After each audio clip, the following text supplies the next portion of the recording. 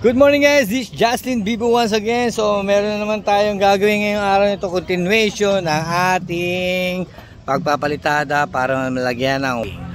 So yan, ito yung titirahin ngayon hanggang dito, doon at pati sa unahan. Ito po si Emon, ang isa sa matigas, sa pinakamatigas. Yan, ito po si Yuriski. Yan, kita nyo naman.